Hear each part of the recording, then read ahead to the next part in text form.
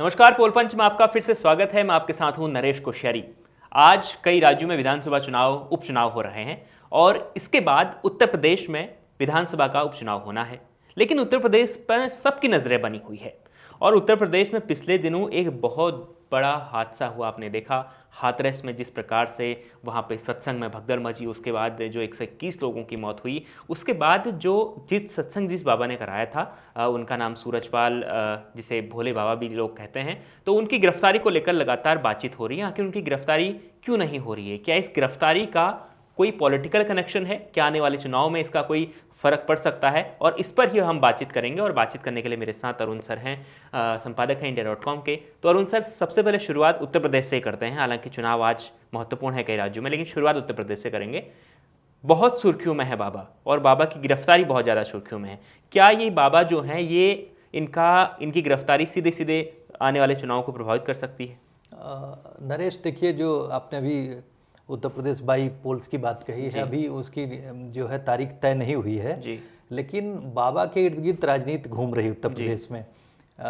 भोले बाबा उर्फ नारायण साकार हरि, ना पूरा नाम इनका है ना, नारायण साकार हरि, जो कि कई जिलों में उत्तर प्रदेश के खासकर वेस्टर्न यूपी के, मैं कहूँ मैनपुरी, इटावा, सिकोहाबाद, और देखा जाए तो एक दो जिले और हैं, अलीगढ़ के जो जिले हैं, जो आसपास के जो वेस्टर्न यूपी के कई जिले हैं, उसमें लोग तो कहते हैं कि 16 जिलों में 16 जिलों में उनका प्रभाव क्षेत्र है, जिसकी वजह से आप देखेंगे कि उनके जो अनुयायी हैं, उनके जो फॉलोअर्स हैं, तकरीबन ओबीसी और खासकर दलित वोटर्स जो हैं, यानी जो दलित मतदाता है, वो काफ़ी उनसे प्रभावित है। उनकी ज़बरदस्त उनमें निष्ठा है और इन सीटों पर ओबीसी और दलित वोट बैंक का अच्छा, और ज़्यादातर आप देखेंगे कि जो 10 सीट है, मैं आपको अभी बताऊंगा सिलसिलेवार तरीके से। मैं साकार हरि के प्रभाव क्षेत्र की बात कर रहा हूँ। उनका प्रभाव क्षेत्र इतना है कि लोग जो है अभी भी उनको जो है विष्णु का अवतार मानते हैं, विष्णु का अवतार मानते हैं। लोग विभिन्न कहानियाँ बताते हैं कि किस तरह से उनको कैंसर का रोग था या दूसरा रोग था, उनके वहाँ से नल के पानी को पी लिया, जाके आश्रम के पानी को पीना हम लोगों ने लगातार शुरू किया,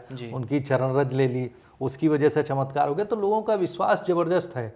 और आप देखेंगे कि 2022 असेंबली इलेक्शन के पहले जो है उनकी सभा में खासकर समाजवादी पार्टी के नेताओं का, जैसे कि रिपोर्ट्स भी आ रही हैं, इवन एक पुरानी आप देखेंगे कि क्लिप्स में दिखेगा आपको कि अखिलेश यादव जो है किस तरह से असेंबली इलेक्शन के पहले जो है नारायण साकार हरि की जो कृपा की बात कर रहे हैं और उनसे काफ़ी प्रभावित दिख रहे हैं। उनकी सभा में गए हुए, उन्होंने वहाँ पर पार्टिसिपेट भी किया है, उनकी प्रशंसा भी करते हैं। खैर, ये तो पॉलिटिकल मामला है। ज़्यादातर कोई भी इस तरह का बड़ा जो कह सकते हैं बाबा या इस तरह के लोग हैं, उनके यहाँ राजनीतिक लोग जाते ही रहते हैं, उसमें कोई नई बात नहीं। और इसको राजनीति से हम लोग इस तरह से भी नहीं जोड़ सकते हैं कि उनका कोई उसमें हाथ है, ऐसा कुछ नहीं है। सभी लोग जाते हैं सभी बाबाओं के पास। लेकिन खास बात इनमें यह है साकार हरि में कि इनके साथ जो है, जो इनके फॉलोअर्स हैं, जो जाटो वोट बैंक है, जाटो समाज जिससे मायावती भी आती हैं वेस्टर्न यूपी से, जो तो जाटो समाज में जो एक तरह से इनका प्रभुत्व बना हुआ है।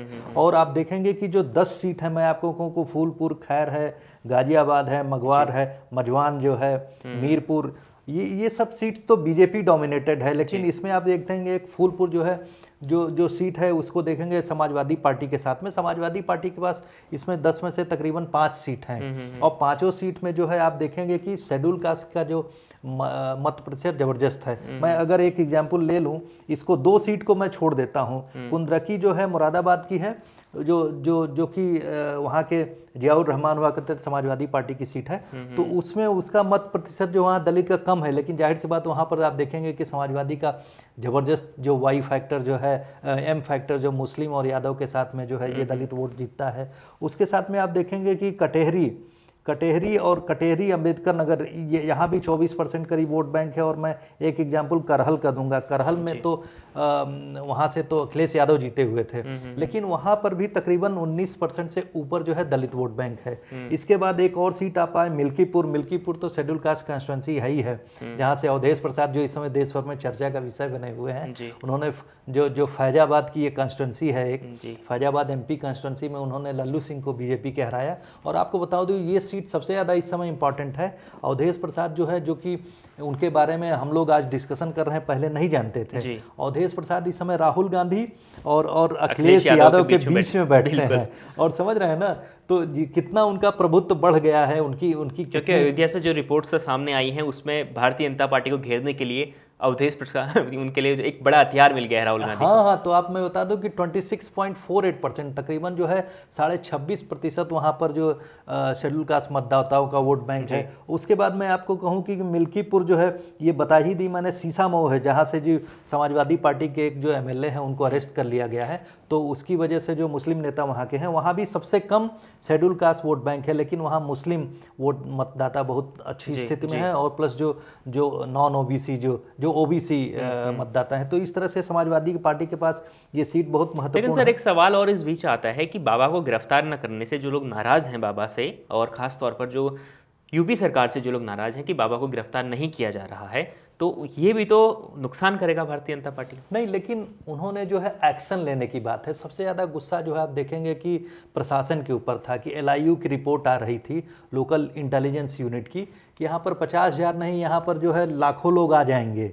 उसको अनदेखा करना, उस बात को अनदेखा करना, वो मैं वकील की बातों में नहीं जाऊंगा कि किस तरह से लोगों ने स्प्रे मार के लोगों को बिहेव करके, वो बयान दूसरे तरह का है, वो तो डिफेंस लॉयर है, तो जाहिर सी बात अपने जो है जो जिनकी डिफेंस के लिए वो खड़े हुए हैं उस पक्ष को मजबूत करेंगे।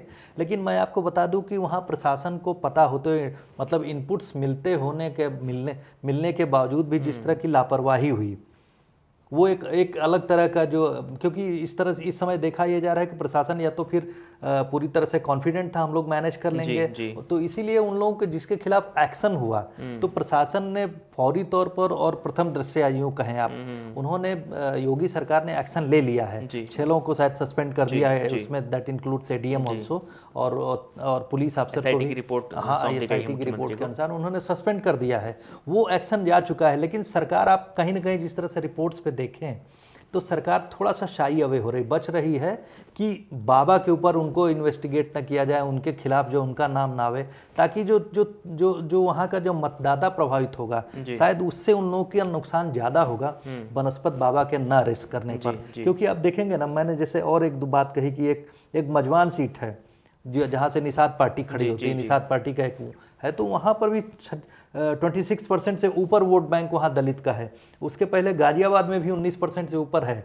तो इस तरह की जो सीट्स हैं, और खैर तो मैं अलीगढ़ डिस्ट्रिक्ट में देख रहा था, ये शेड्यूल कास्ट कॉन्स्टिट्यूंसी ही है, तो 10 में से 2 शेड्यूल कास्ट कॉन्स्टिट्यूंसीज हैं, और वहाँ पर भी 24% के आसपास वोट बैंक है दलितों का।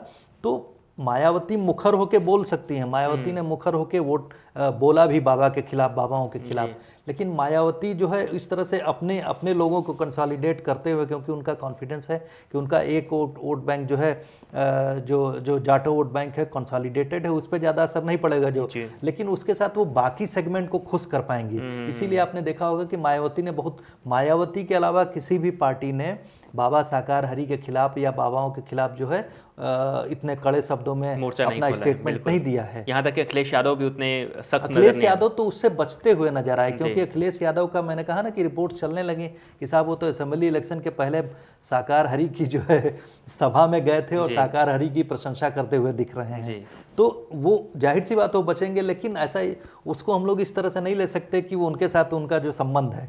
तो कोई मिलाकर सच सरकार भारतीय जनता पार्टी हो या सपा की हो, जो पॉलिटिकल एक तरीके से हम संरक्षण कहते हैं वो बाबा को कहीं ना कहीं मिला है।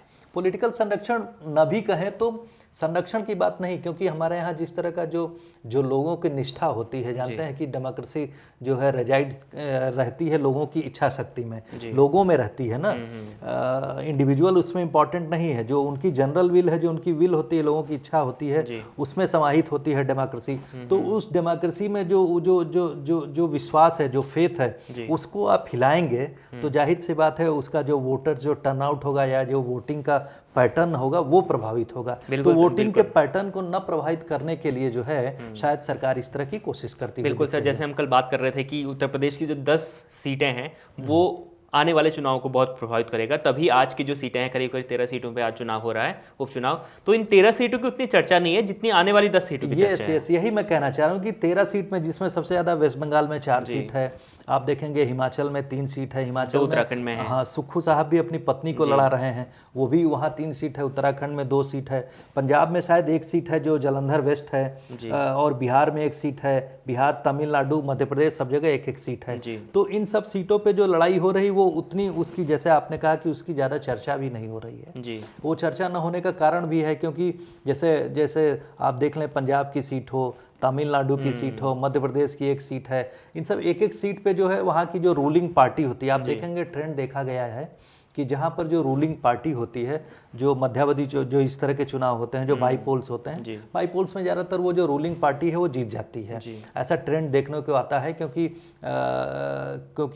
सरकार का जो मशीनरी होती है प्लस वोटर्स के ऊपर भी एक तरह से प्रभाव पड़ता है कि 1 सीट जीतने से कोई बहुत ज़्यादा फर्क तो पड़ेगा नहीं। तो ये सब बहुत सारे कारण होते हैं जिस वजह से जो है बाई पोल्स में, अदरवाइज इस तरह की सीट ना हो जिनका जो है साइकोलॉजिकल इम्पैक्ट आने वाले चुनाव पे पड़े। जी बिल्कुल सर, फिलहाल तो बाबा पर कोई बड़ी मुश्किल आती हुई दिखाई दे नहीं रही है, लेकिन गुस्सा लोगों में बहुत ज़्यादा है। खास तौर पर गुस्सा लोगों का सर प्रशासन पे तो है ही है, साथ में जिस प्रकार से जब लोग पहुंच रहे थे अस्पताल घायल अवस्था में, तो उनके इलाज के बाद जो लोगों का गुस्सा, इलाज नहीं मिल पाने के बाद जो गुस्सा था, वो भी बहुत भयंकर। तो ये क्या है? तो इसमें जो आप देखेंगे कि जो डायरेक्ट गुस्सा है, जो पूरी तरह से गुस्सा है, प्रशासन के खिलाफ जाता है, योगी सरकार के खिलाफ गुस्सा है। योगी सरकार के खिलाफ, योगी प्रशासन के खिलाफ। यही तो मैं कह रहा हूँ कि जो प्रशासन के खिलाफ गुस्सा था उसको कम करने के लिए, उस गुस्से को वेंटिलेट करने के लिए जो है उत्तर प्रदेश की सरकार ने जो 6 लोगों को, बड़े अफसरों को, मतलब उसमें एडीएम अगर सस्पेंड होता है, पुलिस का जो थाने के प्रभारी सस्पेंड होता है, तो थाना का प्रभारी जो है वहाँ की लोकल जो साइकी होती है, वहाँ का जो अगर उस एरिया के 1 लाख लोगों की आबादी है उसके ऊपर एक असर करता है कि साहब वहाँ के लोगों ने लापरवाही की, उनको सरकार ने तुरंत सजा दी। तो इस तरह का जो इंप्रेशन जनता के बीच में जाता है वो ज़्यादा प्रभावी होता है बनस्पत की हम किसी बाबा के खिलाफ एक्शन लें, क्योंकि वो पूरी तरह से वो तो इन्वॉल्व है नहीं, न ही उन्होंने उत्प्रेरित किया लोगों को कि आप साहब मेरे पीछे बिल्कुल वो हो जाओ, लूट जाओ, और स्टैम्पीड के लिए उन्होंने इन्वाइट नहीं किया। तो डायरेक्ट उनका एक तरह से देखा जाए तो इन्वॉल्वमेंट दिखता नहीं है, लेकिन जाहिर सी बात है जो जाँच होगी उसके दायरे में वो इसलिए भी आ जाते हैं क्योंकि उनकी वजह से इतने लाखों लोग इकट्ठा हुए। उन्हें इन सब बातों का ध्यान रखना चाहिए, या फिर यूं कहें कि जब व्यवस्थाओं का ध्यान रखना चाहिए कि कितनी क्षमता है। उसके बाद सबसे बड़ी बात, जब आपके सामने आप देख रहे हैं कि इतने लोग मरने की स्थिति में आ गए हैं, तो आप कम से कम रुक के कुछ देर बाद जो है, आप 4 दिन बाद आप अवतरित फिर से होते हैं और अपना स्टेटमेंट देते हैं, ये उनके खिलाफ जाता है। बिल्कुल। तो देखिए, आने वाले चुनाव में इसका बहुत असर पड़ने वाला है, क्योंकि बाबा पर अभी भी कोई सख्त कार्रवाई नहीं हुई है, और बाबा पर कार्रवाई होना इन चुनावों को भी प्रभावित कर सकता है, जिस तरीके से हम लगातार बातचीत कर रहे थे। तो यूपी में 10 विधानसभाओं में उपचुनाव होने हैं, और उपचुनाव बहुत कुछ इस उपचुनाव को लेकर निर्भर करता है। ये उपचुनाव आने वाले विधानसभा चुनाव पर भी असर पड़ेगा, और खास तौर पर योगी आदित्यनाथ और बीजेपी की जो राजनीति है उस पर ये बहुत प्रभाव डालने वाला है ये उपचुनाव। इसमें हार जीत का जो आंकड़ा रहेगा कि वो बताएगा कि आने वाले 27 का चुनाव जो है वो कैसा होने वाला है, और इस साल जो अक्टूबर में चुनाव होने वाला है उस पर भारतीय जनता पार्टी की स्थिति क्या होने वाली है, उस पर भी ये चुनाव बहुत असर डालेगा। लगातार पोल पंच में हम आपको पॉलिटिकल चीज़ें बताते हैं, और जहाँ जहाँ चुनाव होते हैं उसके बारे में बताते हैं, समीकरण आपको बताते हैं। लगातार आप पोल पंच से जुड़े रहते हैं। आपका बहुत बहुत शुक्रिया।